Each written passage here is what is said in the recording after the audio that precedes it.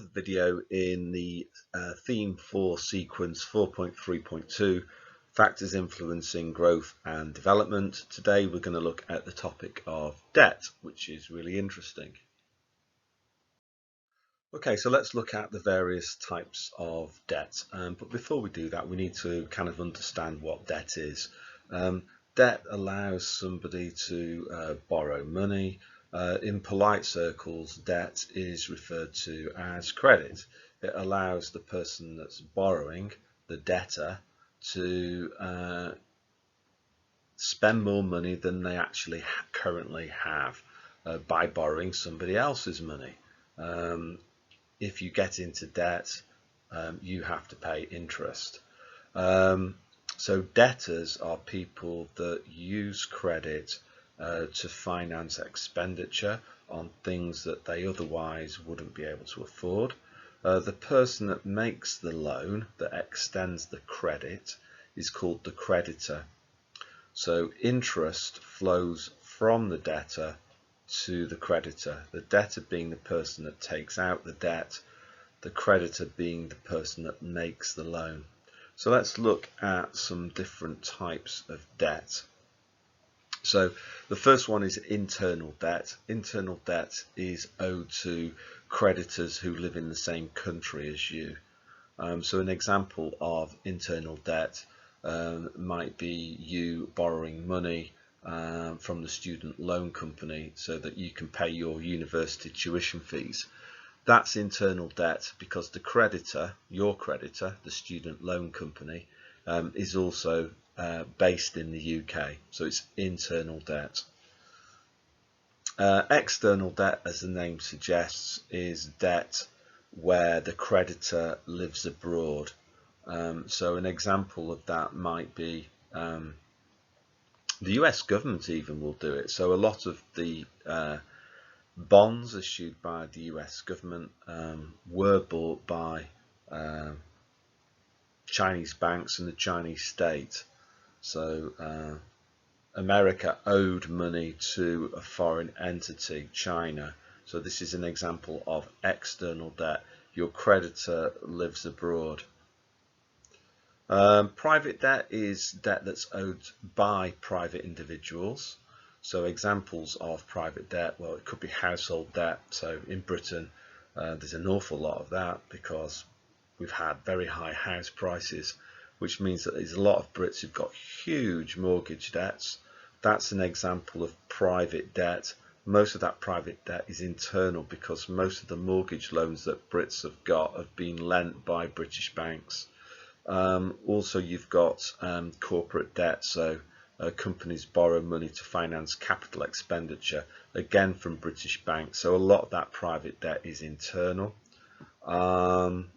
Even charities, so for example schools will borrow money to build new boarding houses. That's an example of private debt because charity is a private sector organisation. The final type of debt is public debt. So this is state debt. So the state is the creditor. It's the state that's doing the borrowing. So as you know from theme 2, the total stock of public debt is called the national debt, and the national debt goes up every time the government runs fiscal deficits. If the government was ever to run a fiscal surplus, some of that public debt will be paid down. So there's obviously clear links there to theme 2. So it will be a good time for you to revise that topic. So let's look at this a little bit more from a developing country's perspective. Microfinance is an example of external private debt. What is it? Well, microfinance is basically loan capital. It's loans made by banks to entrepreneurs or potential entrepreneurs in the developing world. It's external because most of the money that's lent into developing countries, the loanable funds originate from North America, Europe, Britain. It's private debt because the entity that's borrowing the money, the debtor, is a private organization. So an example of microfinance might be an Indian woman who borrows a small amount of money from a microfinance bank to purchase a sewing machine, and they use the sewing machine to, I don't know, stitch clothes together and start selling the clothes. So microfinance is a way to create some manufacturing activity of a very kind of humble nature. The other thing that's often said about microfinance is that the loans are quite small amounts of money, but the microfinance banks make lots and lots of these loans. So there's quite a lot of money lent out, but each loan is quite small, but there's a hell of a lot of those loans. The other thing that's said too is that most of the people taking out the loans are women. The microfinance providers actually will target women, and what the exam board kind of want you to think is that this is all about tackling sexism, that blokes in the developing world are all terrible, they're all alcoholics, they all beat their wives up, and microfinance banks are needed so that women can become financially independent. So they'll actually practice a degree of gender discrimination in that they'll prefer to make loans to budding female entrepreneurs. So this sort of links maybe there that you could make to gender empowerment. Yeah, so that's microfinance, an example of external private debt. Oh yeah, the other thing to say about microfinance that's controversial is that some of the interest rates charged on the microfinance loans are quite high. What that means is that the business that the female entrepreneur wants to set up better start turning a profit, because if it doesn't start turning a profit, how on earth is the entrepreneur going to pay the interest that's due on the loan? So if you're borrowing that money to buy a sewing machine, you better be using that sewing machine a lot, producing a lot of clothes which sell for high prices, generating you nice revenues, and you can then use those revenues to pay the interest on those microfinance loans that you took out to set the business up with. The other issue that's interesting about it is that critics of microfinance will say that desperate people will sometimes do desperate things. So rather than being used to finance capital expenditure, buying sewing machines and stuff, in practice in the developing world, many microfinance loans are used to buy food. So they're financing consumption rather than financing investment. The problem with that is that that type of lending is unsustainable, because if you borrow money to buy food, the food, what's left of it after you've eaten it and it's gone through your body, ends up in the toilet. Pull the chain. The borrower's income is not going to increase. However, by taking on debt and borrowing, the borrower will have to pay interest that they previously didn't have to pay, and they'll have to pay interest every single month until that debt is paid off. So in the long run, consumption has to be sacrificed if you borrow to consume.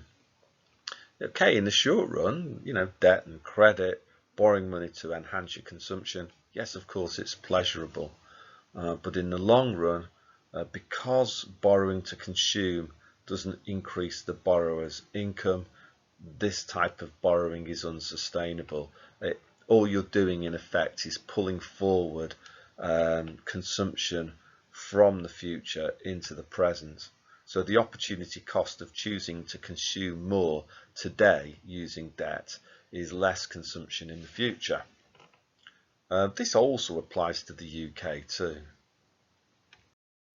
M-commerce is an example of external private debt. So what is it? Well, M-commerce stands for mobile commerce. and it's buying and selling goods and services through wireless handheld devices like smartphones and tablet computers. As a form of e-commerce, m-commerce enables users to access online shopping platforms without the need to use a desktop computer. Examples of m-commerce include app purchasing, mobile banking, virtual marketplace apps like Amazon, mobile apps, digital wallets such as Apple Pay, Android Pay, Samsung Pay. So Keynesians, as you know, they believe that the level of aggregate demand determines the level of output and employment. So Keynesians often look at developing countries and they say, well, look, you guys, your financial sector's underdeveloped. So what you need to do is we need to create some sort of financial sector for you. Then poor people can borrow loads of money, and in the short run, they'll use that borrowed money to finance consumption. Consumption's a component of aggregate demand. Aggregate demand will go up. Firms will sell more. Because they're selling more, firms will need to produce more. As firms start to produce more, GDP goes up. To produce the extra goods, the demand for factors of production, including labour, go up. This is all great. Economic growth, lower levels of unemployment, what's not to like? The only problem, again, it stems back to this point, and it's pretty important that you understand this, is that there's good and bad debt. And this is an example of bad debt. Bad debt is debt that's taken on to finance consumption. The reason why it's bad is that if you use debt to boost your current living standards by buying consumer goods, it won't increase your long-run income. However, borrowing and consuming will increase the amount of debt that a household owns. And if you're in debt, you have to pay interest. Not just once, every single month, for years and years and years, until that debt is eventually discharged. So in essence, if you use borrowed money to boost consumption, you get a very temporary improvement in your standard of living. But you get a long-run reduction in consumption and living standards because your disposable incomes are lower, because a proportion of your income now goes straight out the door every month in interest payments. And those interest payments will continue so long as you have the debt. The only way to get out of debt is to pull your consumption levels right down so that you can begin to pay off what you owe. And if you can manage to discharge the debt, well, then you'll stop paying interest. So this is really interesting, really important for you to understand, is that expenditure on interest is dead money, and it will reduce disposable incomes and it will reduce consumption and thus living standards in the long run. But Keynesians don't really think too much about the long run. I think Keynes famously said, in the long run, we're all dead. So Keynesians say, never mind, get debted up, borrow, spend, consume, boost AD, it'll create short-run growth and employment. And what we should be trying to do is encourage poor people to borrow money so that they can temporarily improve their standard of living. This is an interesting slide. You should say hello to Mrs. Watanabe. It's a great, Mrs. Watanabe is a mythical Japanese housewife, and Japanese people prudent, they save, and when they save, they buy Japanese government bonds. And they buy those bonds because the Japanese government will pay the bondholders interest. So Japan is a very interesting example of internal public debt. The Japanese government has been running fiscal deficits for over a century, big ones, because they believe in Keynesian fiscal stimulus. So every single year they've been running fiscal deficits. A fiscal deficit, as you know, is a situation where government spending is greater than tax income, and governments finance fiscal deficits by borrowing, and they borrow by selling bonds. A bond is a paper asset that pays a fixed rate of interest. Okay, so what's interesting in Japan is that the bulk of Japan's outstanding government bonds are owned by Japanese households, by people like Mrs. Watanabe. So Japan's got very high levels of public debt, but most of that debt is internal because the creditor is Mrs. Watanabe, Japanese households. Keynesians love to point out that Japan doesn't really need to worry about having a massive stock of public debt. Yes, Japan's national debt is well over 100% of its GDP, but it doesn't matter because Japan owes the money to itself. When the Japanese government pays bond interest, that money doesn't flow out of Japan, it flows into Mrs. Watanabe's bank account. She's the creditor. So that's just an interesting phenomenon. Obviously, that's not the case for other countries. If you take the US government, they also have a big pile of public debt. They've got a very high national debt. But a high proportion of America's creditors are overseas. Chinese banks and the Chinese government are owed a lot of money by the US government. They're the main buyers of US government bonds, or they were certainly. So that would be an example of a high level of public debt that's external. With Japan, high level of public debt, but that debt is owed to the Japanese people because the main buyers of Japanese government bonds are Japanese households. So just an interesting thing that you should be aware of. You could use it as a evaluation theme. What are the impacts of public debt? And you say, well, it depends. It depends on who the creditors are. So in the case of Japan, it's much less problematic because the money spent by the Japanese government on debt interest stays in Japan.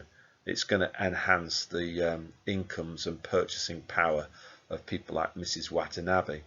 On the other hand, in the case of the US, when the US government spends taxpayers' money on bond interest, most of that money is flowing out of America because most of America's bondholders live abroad. So this is an interesting sort of nuance, a bit of background knowledge that you should definitely know.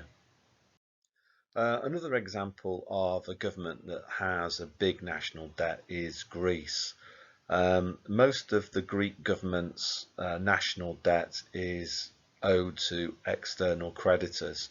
So when Greece was running big fiscal deficits so that they could finance expenditure on public sector salaries and pensions that allowed Greek public sector workers to retire at 45 years old, what the Greek government was doing was spending borrowed money. They were cranking up public spending by running fiscal deficits. What was really interesting was that the main buyers of Greek government bonds were French and German banks.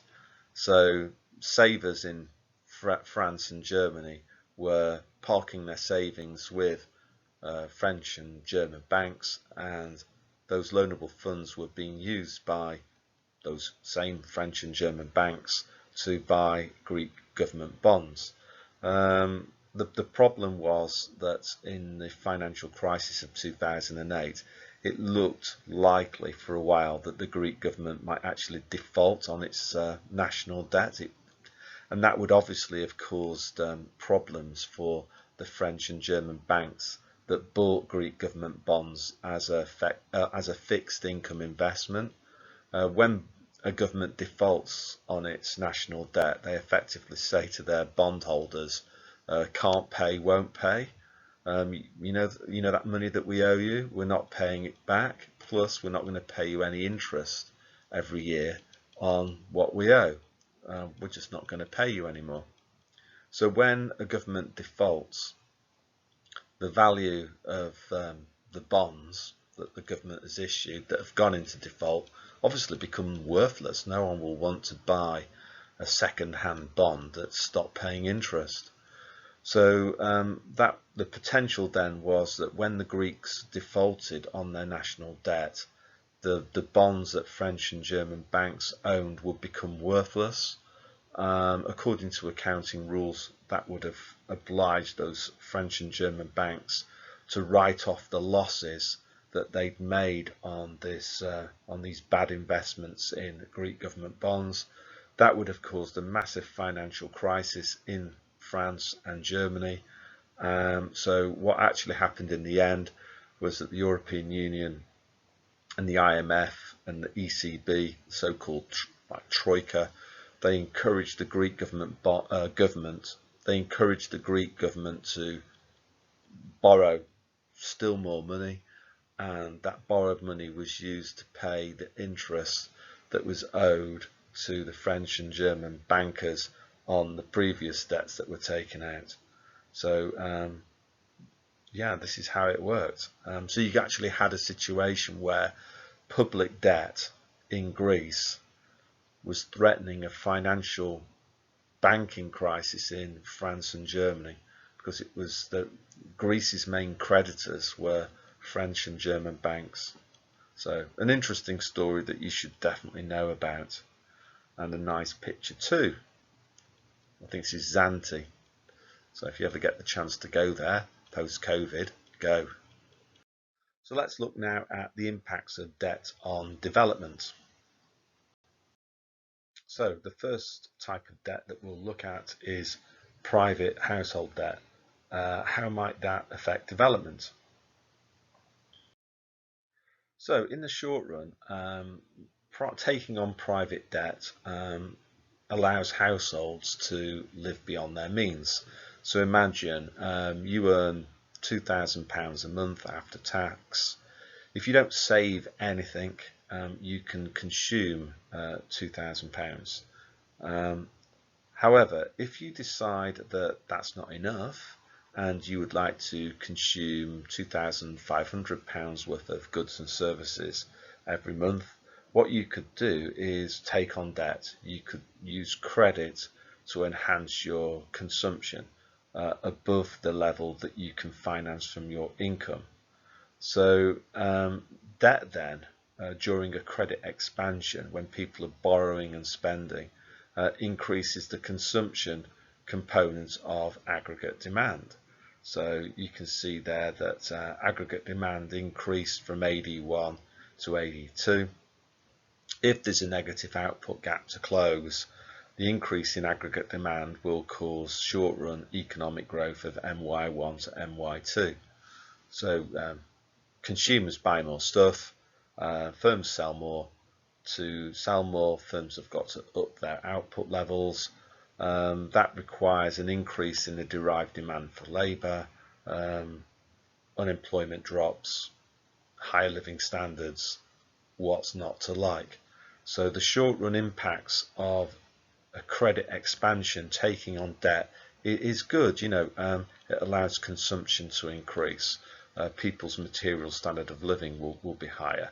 And if it does create growth, then you could almost argue that the HDI could go up too, because there might be an increase in GNI per capita caused by this growth here.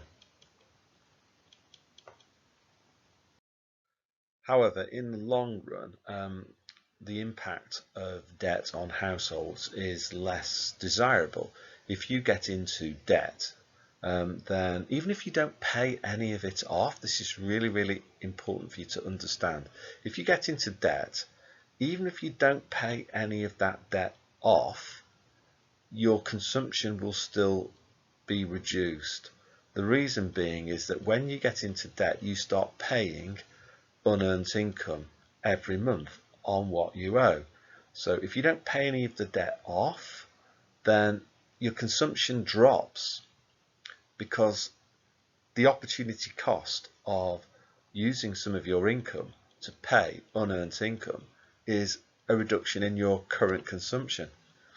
If you want to stop paying unearned income, then what you've got to do is pay down some of the debt, and that requires an even bigger drop in consumption.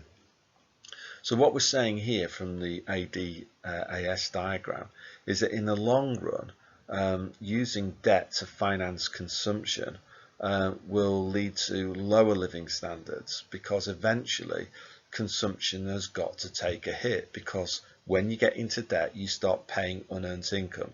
When you pay interest, that reduces your disposable income, and lower levels of disposable income mean less consumption, which means aggregate demand falls. So if you wanted to evaluate this, what debt does, you could argue, is that it temporarily increases consumption in the short run, but at a tremendous cost, and that cost being a much lower level of consumption in the long run that will be ongoing.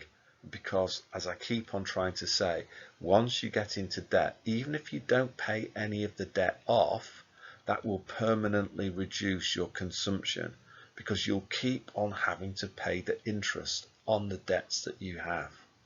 So this is a really interesting dynamic that's ignored by Keynesians. Keynesians don't really include debt within their models. They just get preoccupied by the short run benefits of a consumption boost created by a credit expansion, and they tend to ignore the deflationary effects of debt in the long run, that it just crushes disposable incomes because of the interest expenditure that comes from being in debt. So you could actually say, another turn of phrase that you could use is that debt just pulls consumption that would have taken place in the future into the present. Okay, let's look at private corporate debt. So examples of this might be companies that take out loans to finance capital expenditure. So let's take an economy that's in equilibrium, producing NY1, because the level of aggregate demand is stable at AD1. There's now a credit expansion. Firms across the economy, maybe the central bank has cut interest rates, and they decide to take advantage of that by loading up on debt to undertake capital expenditure. The capital expenditure will increase the productive capacity of the economy. It might be a car manufacturer that purchases robots. Those robots speed up production. They allow the same number of workers or less to produce more in total. So production goes up, productivity goes up, productivity being output per worker. So the same number of workers can now produce more in total. So the economy's full capacity output level increases, and that's why the long run aggregate supply curve shifts to the right from LRAS1 to LRAS2, because there's been an increase in the productive capacity of the economy, because the economy's now got more capital. Don't forget that investment is also a component of aggregate demand. So when capital expenditure takes place, aggregate demand increases as well as long run AS. So the combined effect of this is you get long run economic growth of MY1 to MY2. So again, Keynesians, this is why they're obsessed with central banks cutting interest rates, because they think that it's going to be great news for the economy. Investment's going to increase, and there's going to be non-inflationary long-run economic growth, at least in the short run. Okay, so how can we evaluate this? Well, I would say it all depends on what companies do with the money that they're borrowing.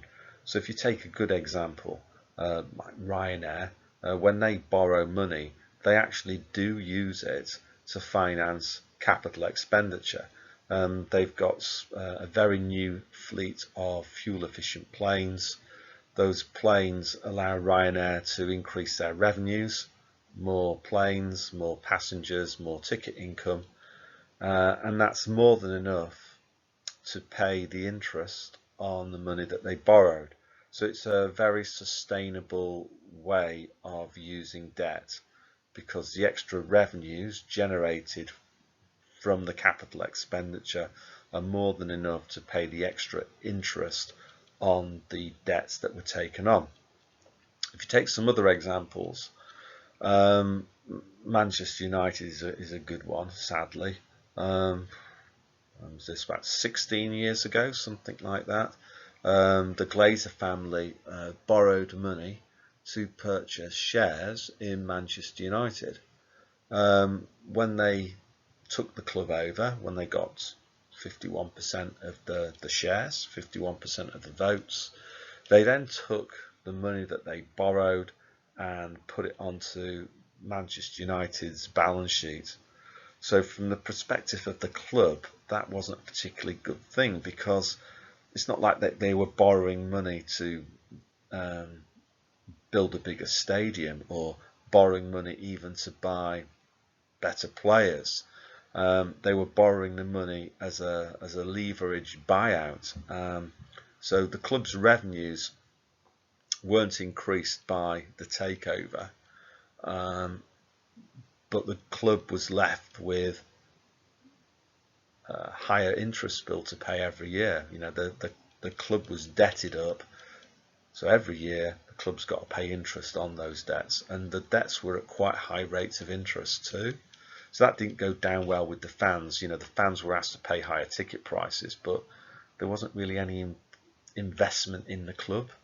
The borrowed money was just used to change the ownership. Another example might be Debenhams. You know, that was bought using borrowed money, and borrowed money can also be used by the people that become owners of the business to pay for private jets, massive salaries.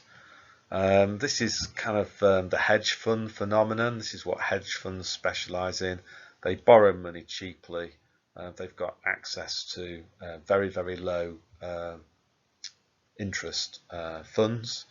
They buy up assets and basically extract the wealth from those assets, use borrowed money to pay themselves fantastic salaries. And when the party ends and there's no more value to extract from the business, then just like with Debenhams, it just goes bust. So that's also interesting. So let's move on and look at the pros and cons of public debt. So this is government debt we're looking at now. So again, the economy is in equilibrium at MY1, AD stable at AD1. So public debt could be used to finance fantastic public sector salaries for doctors and teachers and nurses and firemen and other public sector workers. Could also be used to finance lavish pensions as well. As I say, Greece was a great example of that. Incidentally, you could see, well, this is an example of government failure, really, that governments do all of this stuff. They bribe the electorate with their grandchildren's money because they know it's a surefire vote winner. So you could use borrowed money to increase current government spending on, as I say, welfare benefits and public sector salaries and pensions. If you hand out more borrowed money and it's used to finance consumption, then obviously aggregate demand is going to increase, and that's got the potential to cause short-run growth.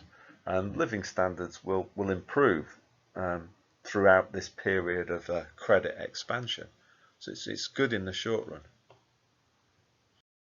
Again, from a positive perspective, governments could take on money. They could run fiscal deficits to finance interventionist supply side policies. So building infrastructure like HS2 or building new roads or new schools. Again, that capital expenditure, that public sector capital expenditure, will increase the productive capacity of the economy by increasing output per worker. So the same workforce will now be able to produce more in total. So using a PPF, if you can imagine one in your head, the curve would shift out to the right.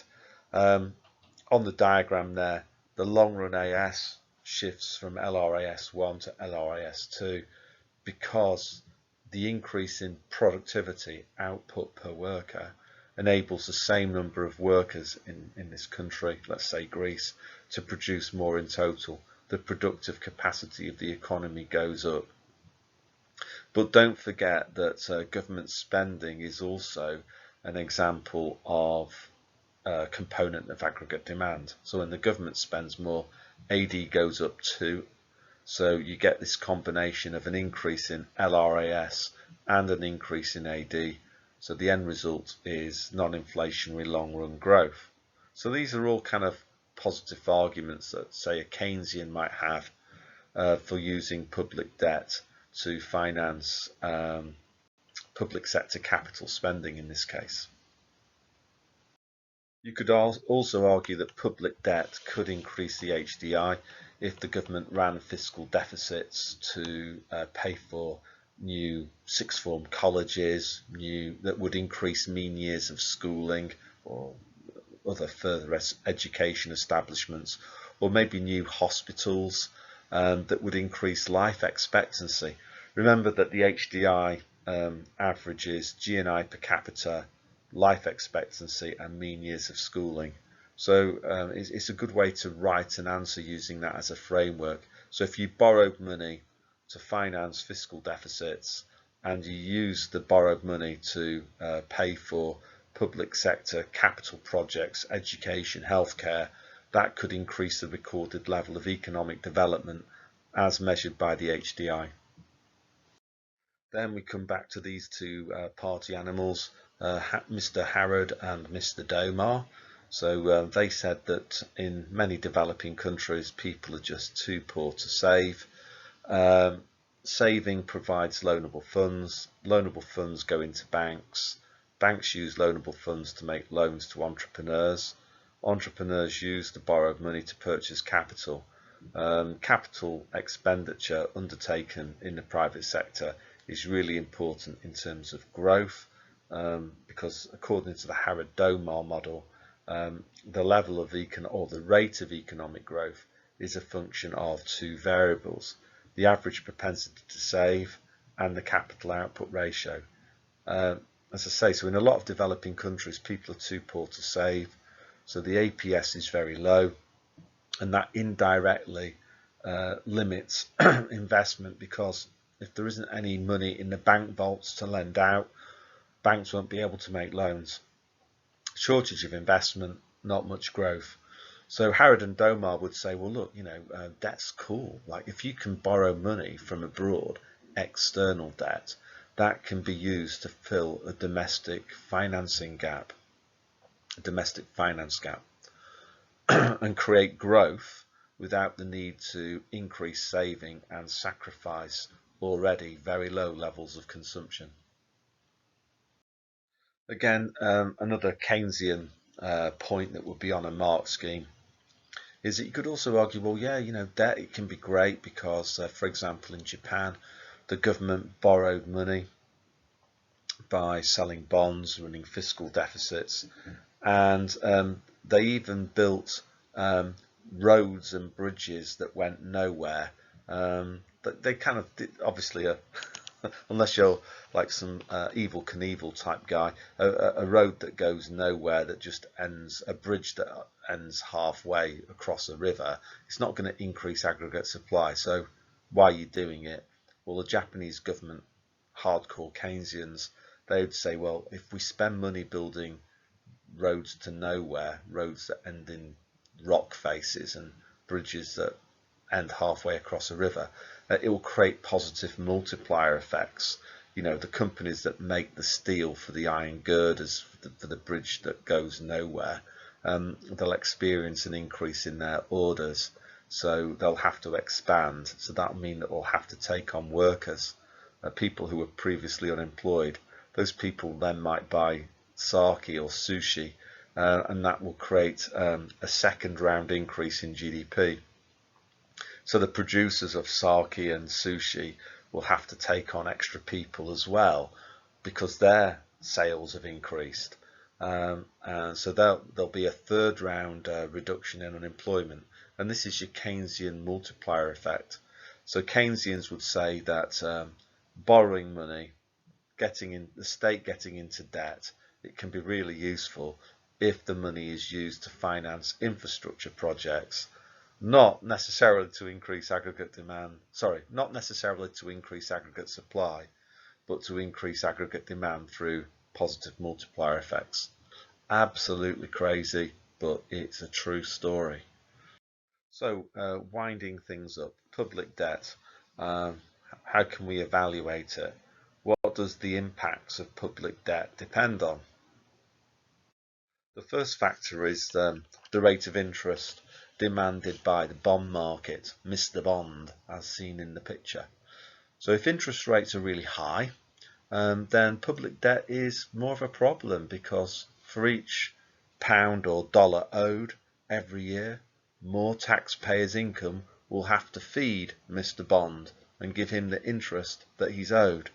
So if interest rates are very low, you might be able to service quite a big stock of public debt. You might have quite a high national debt, and it's not too painful because the interest that you owe to Mr. Bond isn't that high because the interest rate is low.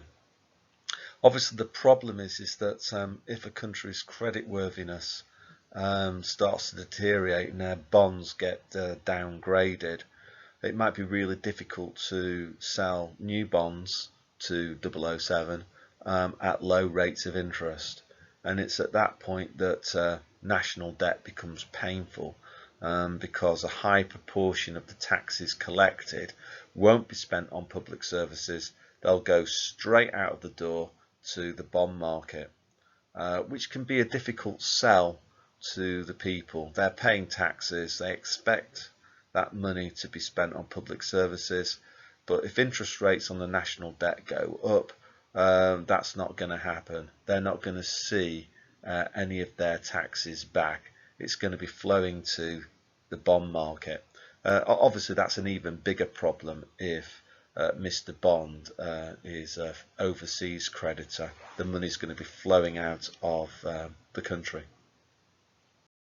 Yeah, the other thing as well is what was the borrowed money spent on? So uh, if you take Greece, the Greek government borrowed money and they used it to have a party. They used it to finance current consumption, current government spending.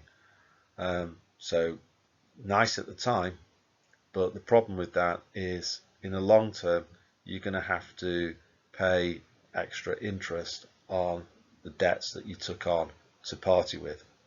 On the other hand, if borrowed money is used to build hospitals and schools and tower blocks, then the effects are at least you get something back in return for the borrowed money, that it's been used to finance capital expenditure rather than current expenditure. So what does the effect of public debt depend on? Well, I'm saying here it depends on what the government did with the borrowed money. Was it used to create assets that will generate utility for future generations, or was it just blown on consumption? Another thing to consider too is just the competence of government. When the government borrows money to build projects like HS2, are they doing that with the intention of improving public transport, or are they putting contracts the way, very big lucrative public contracts by the way of cronies, who they probably go on to get jobs working for once the politician's political career has ended? So, the impact of public debt is, well, it's the competence and honesty of the politicians in charge. What are they actually doing with the public money? So again, I think there's a link back to theme one government failure, and public choice theory. You could try and find out some more about public choice theory. It's quite interesting. Another factor that would affect the impact of public debt would be the power of the fiscal multiplier. So if the multiplier is above 1, then you could argue that the government borrowing money and spending it makes sense, because there'll be a decent amount of economic growth created. That growth will create additional tax incomes, and those additional tax incomes will more than cover the extra expenditure on debt interest created by the enlarged national debt. On the other hand, if the power of the fiscal multiplier is below 1, then it's absolutely nightmarish for the state to borrow money and spend it, because the increase in the rate of growth is negligible. So you hardly get any extra increase in tax income, which is a massive problem, because by getting into bigger debt, the state has to spend more money every year on debt interest. Where they're going to get that money from if the money that they spent created dismally low rates of growth? So this is something that Austrian and Keynesian economists can come to blows over.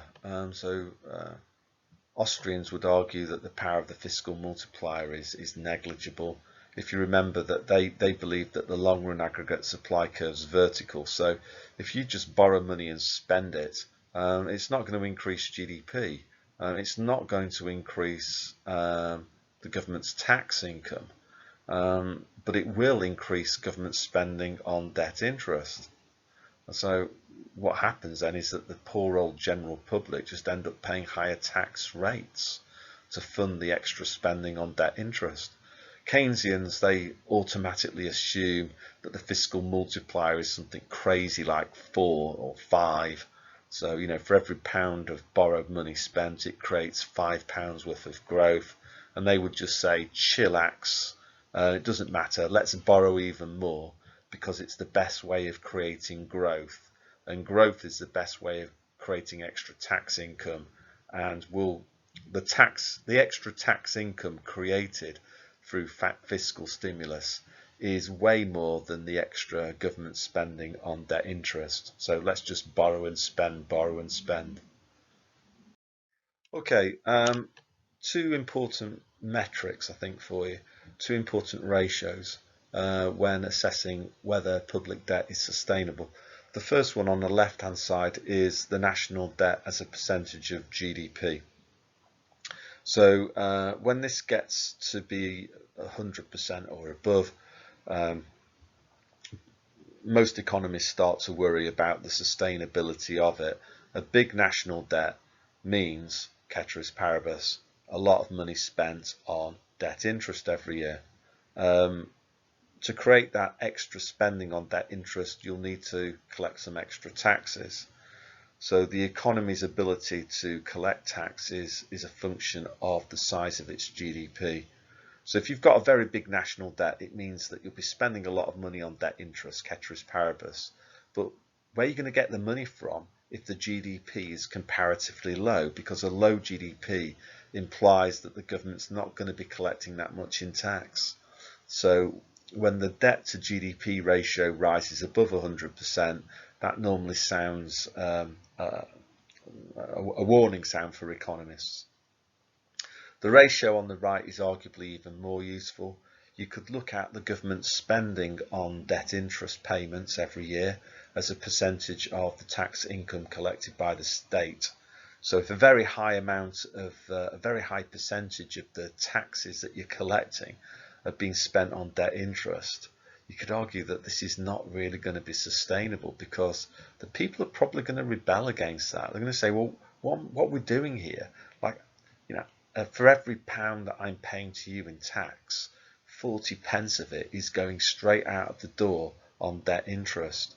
And when that ratio starts to increase, there then becomes political pressure placed on politicians to just default on the national debt, because the people don't want to pay taxes to fund their interest payments, particularly if the debt was created by a corrupt politician who borrowed money to buy weapons or palaces for their own pleasure. So another thing that you could look at here is the concept of odious debt. So some people believe that actually it's legitimate for a government to default on its national debt if the money was borrowed by a corrupt dictator. Why should the populace of that country be asked to pay interest on the money that was racked up by a previous dictator? Maybe the creditor should just forgive the debt. So that's again interesting.